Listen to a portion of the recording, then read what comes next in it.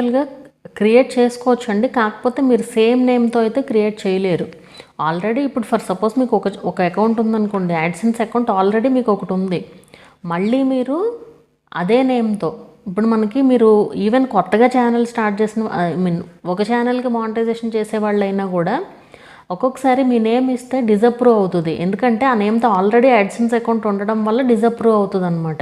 So మీరు ఆ నేమ్‌తో కాకుండా వేరే నేమ్‌తో క్రియేట్ చేసుకోవచ్చు. అడ్రస్ సేమ్ ఉన్నా కూడా ఏం ప్రాబ్లమ్ ఏమి ఉండదు. బట్ నేమ్ మాత్రం యాడ్సెన్స్‌లో మెయిన్ నేమ్ అనేది చాలా ఇంపార్టెంట్ అనమాట.